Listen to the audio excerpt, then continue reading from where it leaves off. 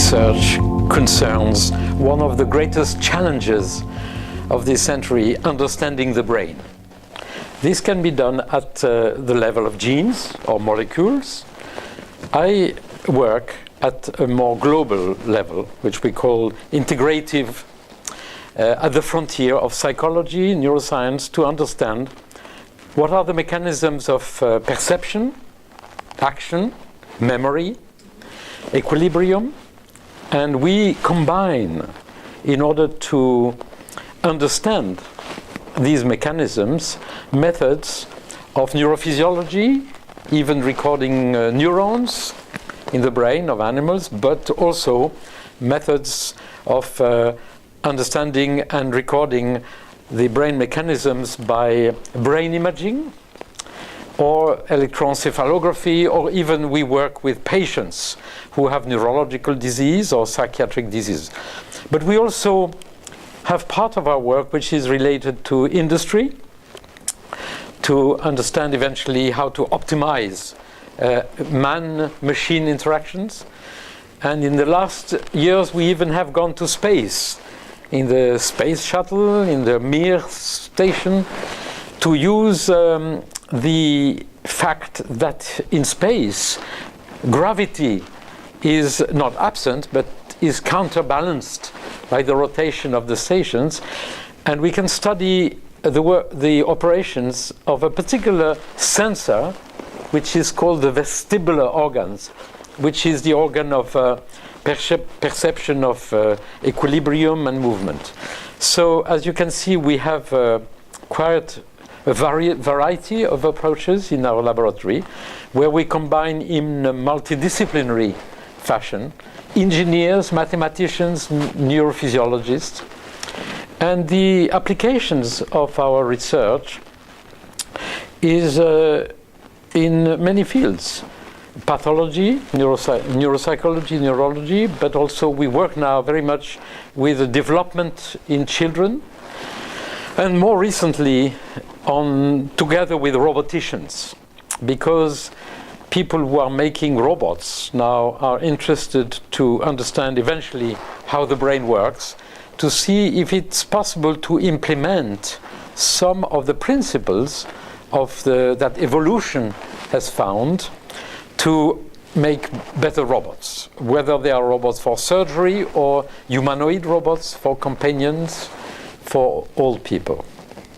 What is remarkable in the evolution of living organisms in general, and the brain in particular, is that the complexity, to face the complexity of the world, but also the complexity of this machine itself and our body,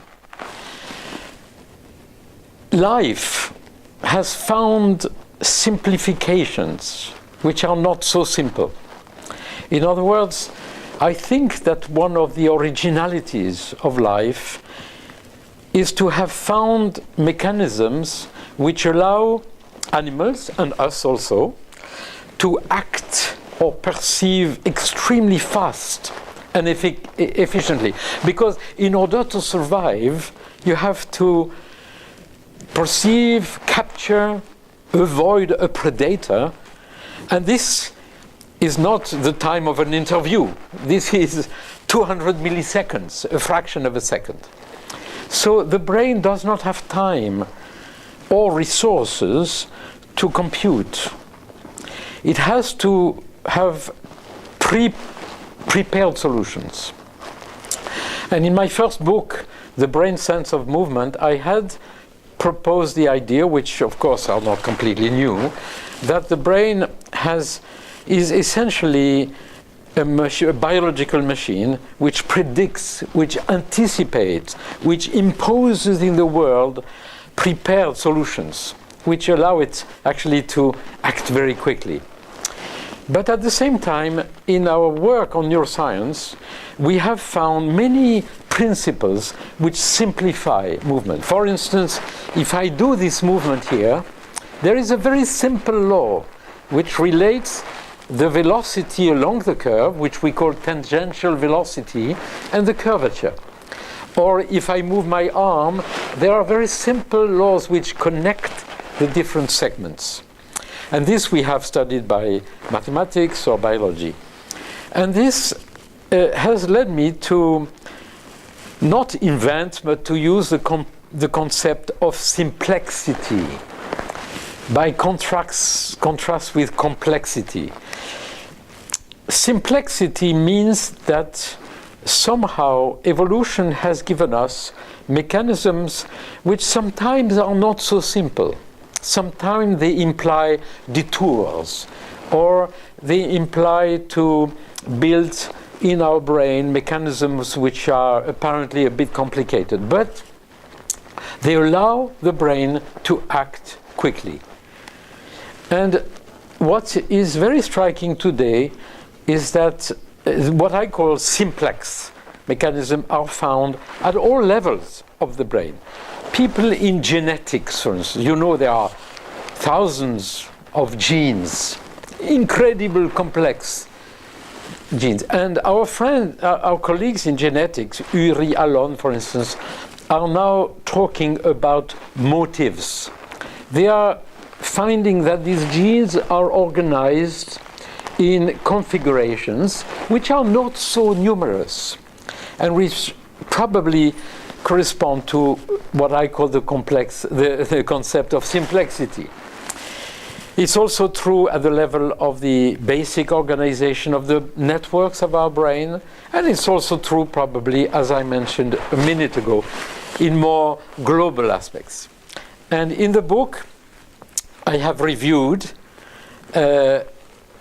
or given a few examples of these different kinds of simplex mechanisms. For instance, also the beautiful invention made by evolution of inhibition. Most of our brain mechanisms are inhibitory. To act is essentially not to do something. You know, now I am talking, I'm not going out, I am not... to act is to decide what to do. And to decide what to do, one has to inhibit.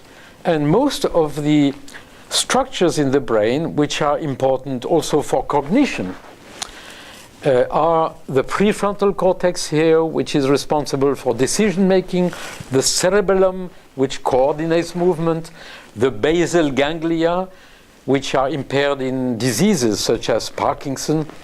All these structures actually contain very complex, beautiful inhibitory mechanisms. So the brain is essentially made of mechanisms which are a balance between inhibition and excitation. This is apparently complex, but in fact it simplifies, and this is what I call simplexity. But I have also in the book expanded a little bit this concept by showing, first of all, it has been invented by the mathematicians many years ago, but also writers. They use simplex methods. For instance, I mentioned Zola, Émile Zola, Les Rougon-Macquart. He uses drawings to help him to conceive the social relations between people. And writers, creators, musicians also have invented somehow some methods of some techniques which simplify. The only fact that there are not so many notes in music. That music is made of these very little number of notes. So I have tried also to explain why I think this extraordinary finding of evolution can be today also found, in a sense, in the highest expressions of our brain knowledge today. And the book is just a proposal, c'est un chantier, but it is our job, right, to try to find new explanations and new paths.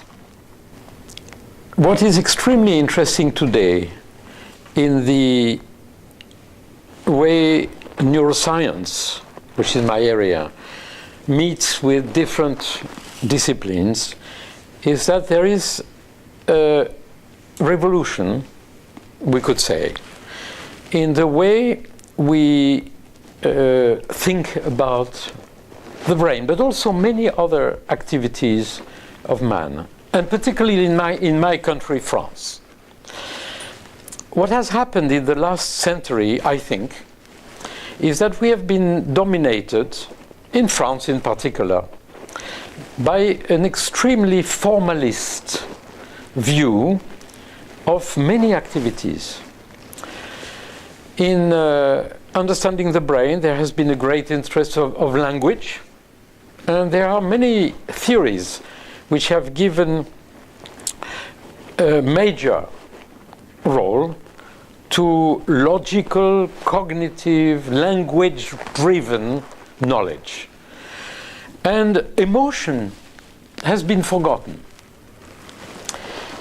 A main effort has been made to understand how this part of the brain works, which is the cognitive brain. And of course, there have been many discoveries, including sophisticated results on cognitive decision-making, etc.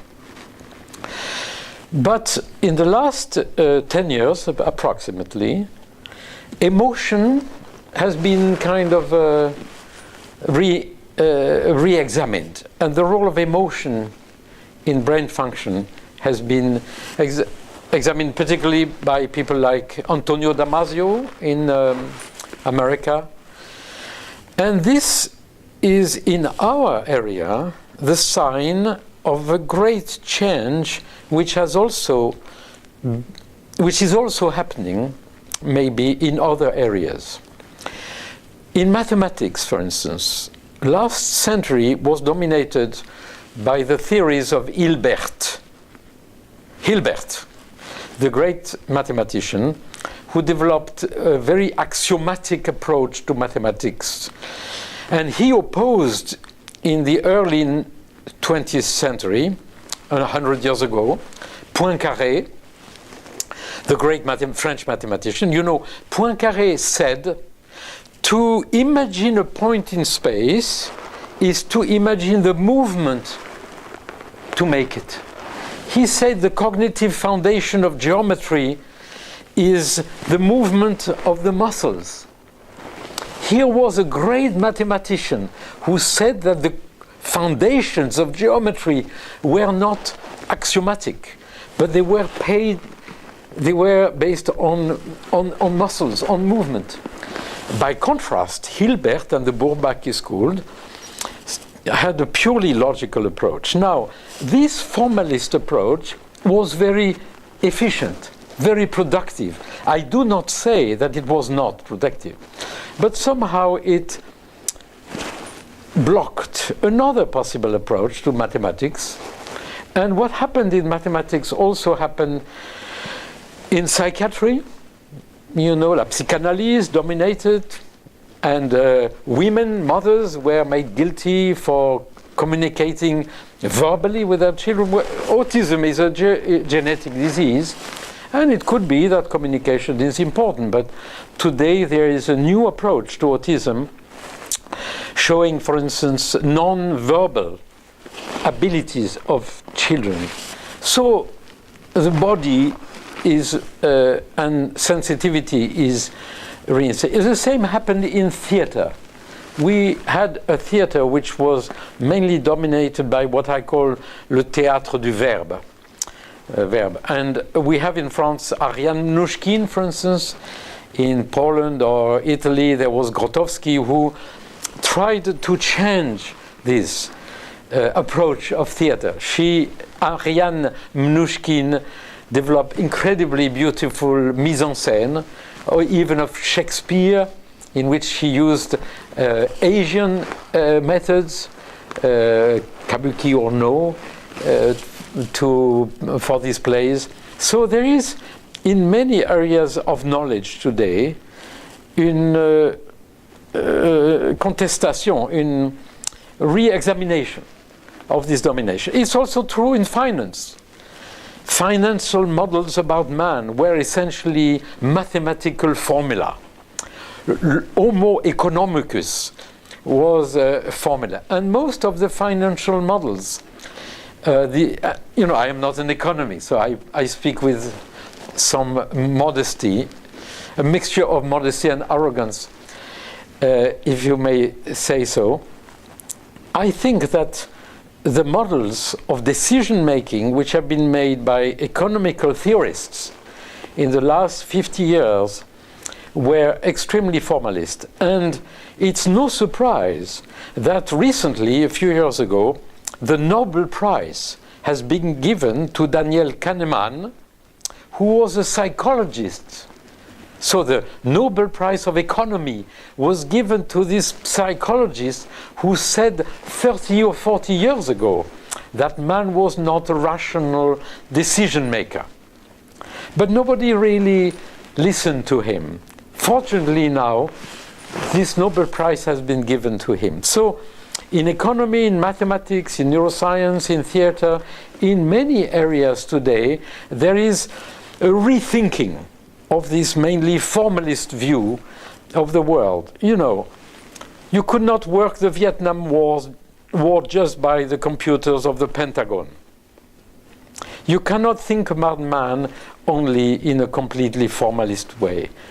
And that's where neuroscience may have something to say, modestly, but new cooperations now are made between our field in psychology and neuroscience and this area in economy. And in France there is a large movement called cognitive science, and I have been involved in the creation of this movement.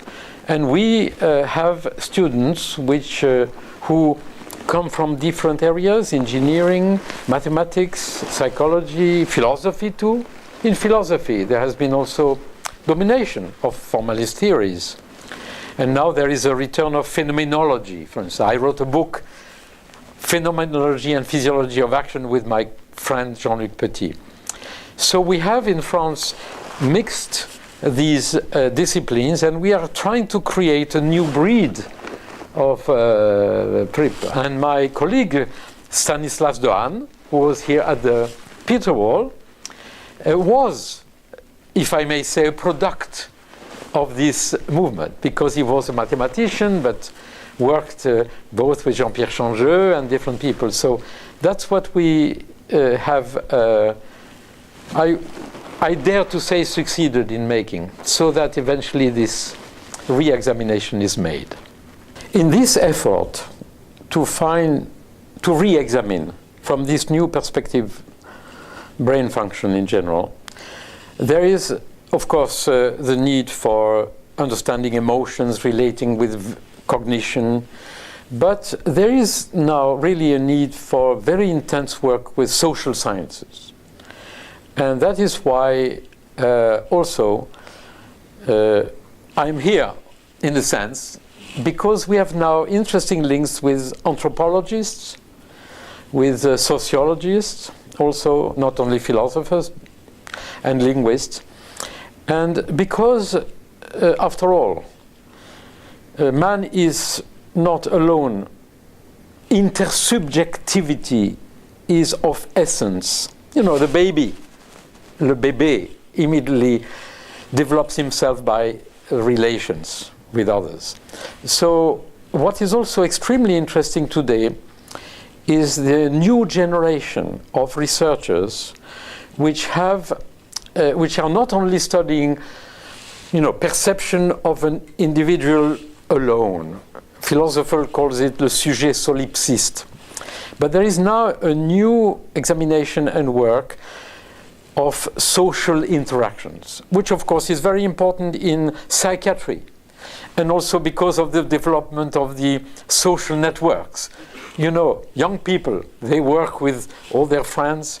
So understanding the brain not alone, but in its relations with others, is going to be extremely important. And brain imaging, psychiatry, psychology now are going in these directions. So a new social neuroscience is being created, and there is actually a new journal on this area. So that is going to be one of the links also with humanities. You know, the world is changing very fast. And our problem is not only to change perspective in terms of the difference between formalism and reinstating emotions and the corps sensible. We also have to understand completely different approaches to man. For instance, the approach of Chinese philosophy. Because today and tomorrow, we will have, or the young people will have, to work a lot with our colleagues and friends from China. And I have 3 years ago read a book by Professor An Cheng, who has the chair of Chinese philosophy and literature in the Collège de France. And I discovered, by my ignorance, that at the basis of Chinese philosophy there is the concept of act. And you know, I am a physiologist of action. And I wanted to understand a bit better what was behind this concept of Chinese philosophy of act. Not only action, but act. And she indicated me a professor here, Edward Singlerland, who is a specialist of Chinese philosophy and history, and who has worked on a particular concept of Chinese philosophy, Hu Wei. I'm not sure I pronounce it well. Hu Wei.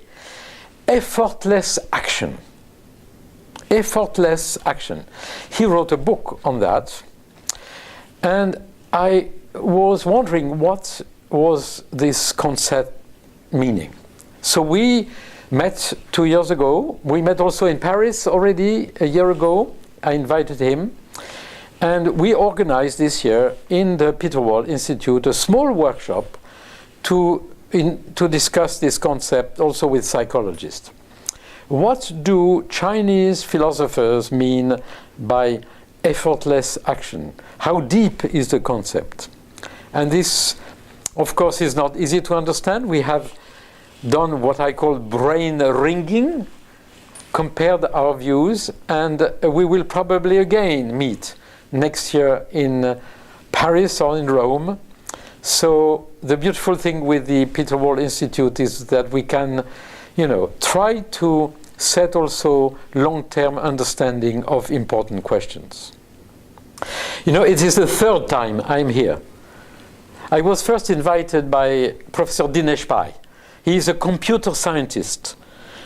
He's a world leader in the area of computer graphics. We met in Europe in a computer graphics conference at the interface between neuroscience and computer graphics. And I visited here and discovered the Peter Wall. And then I came 2 years ago for 1 month, invited by the Peter Wall, and gave a few lectures on some aspects of neuroscience, on eye movements, locomotion, perception of space, multisensory integration. And we have created an agreement between the Collège de France and the Peter Wall Institute after my stays. And I wanted to come back here for a second time. And this time I have been invited by both the Peter Wall Institute and the Brain Research Institute, whose director is Professor Max Steinader, because I have been interested in giving lectures and also interacting with different communities.